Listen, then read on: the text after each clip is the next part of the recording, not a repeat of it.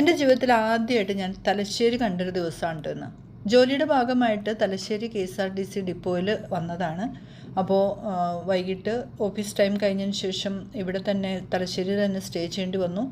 അപ്പോൾ എങ്ങനെ ടൈം കളയുമെന്നോ വിചാരിച്ചിങ്ങനെ വിഷമിച്ചിരിക്കുമ്പോഴാണ് തലശ്ശേരിയിലെ എൻ്റെ ഓഫീസ് ജീവനക്കാരും അവിടുത്തെ ഓഫീസറും എനിക്കൊരു സുവർണ അവസരം നൽകിയത് തലശ്ശേരിയിലെ മുഴുപ്പിലങ്ങാട് ഡ്രൈവിൻ ബീച്ച് ഒന്ന് കാണാൻ പോകാനായിട്ട് ഭാഗ്യമുണ്ടായിട്ടോ. ഏഷ്യയിലെ ഏറ്റവും വലിയ ഡ്രൈവിൻ ബീച്ചാണ് കണ്ണൂർ ജില്ലയിലെ ഈ തലശ്ശേരിയിലെ ഈ ഒരു ബീച്ച്. ഞാൻ ഒത്തിരി ബീച്ചുകൾ ഇങ്ങനെ യാത്രകളിലും ടൂറും ഒക്കെ പോകുമ്പോഴൊക്കെ കണ്ടിട്ടുണ്ട്. പക്ഷേ ഈ ഒരു ബീച്ച് എന്ന് പറഞ്ഞൊരു പ്രത്യേക ബീച്ച് തന്നെ കേട്ടോ.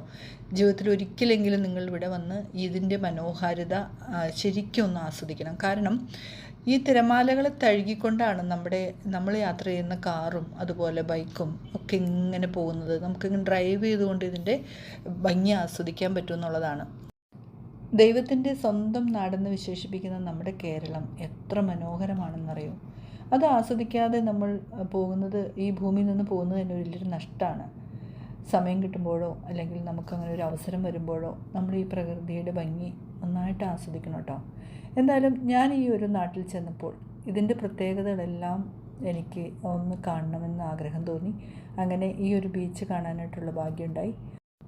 ബീച്ചിലെ മനോഹരമായ കാഴ്ചയൊക്കെ കണ്ട് ഞങ്ങൾ തിരിച്ചു പോന്നു കേട്ടോ. സൂര്യൻ കടലിലേക്ക് താഴ്ന്നിട്ടില്ല, എന്നാലും ഞങ്ങൾ അവിടെ നിന്ന് പോന്നു. തിരിച്ചു പോരുമ്പോൾ നമ്മുടെ തലശ്ശേരിയുടെ പ്രത്യേകത, ഭക്ഷണം വളരെ ഫേമസ് ആണ്, തലശ്ശേരി ബിരിയാണി എന്നൊക്കെ പറയുന്നത്. പക്ഷേ ഞങ്ങൾ ഇതുപോലെ ഒരു ചായ കിട്ടുന്ന വഴിയരികിലുള്ളൊരു ഷോപ്പിൽ കയറി അവിടുത്തെ പ്രത്യേകതയുള്ള ഞാൻ ഇതുവരെ കഴിക്കാത്ത അവിടുത്തെ ഒരു സ്നാക്സൊക്കെ കഴിച്ചിട്ടാണ് റൂമിലേക്ക് പോകുന്നത്. വളരെ സന്തോഷം തോന്നിയൊരു ദിവസം തന്നെയാണിന്ന്. നമ്മുടെ ഓരോ നാട്ടിലും ഓരോ പ്രത്യേകതകളാണ്. അവിടെ ചെല്ലുമ്പോൾ അതിൻ്റെ ആ ഒരു പ്രത്യേകത മനസ്സിലാക്കി നമുക്കത് ആസ്വദിക്കാൻ കഴിയണം കേട്ടോ.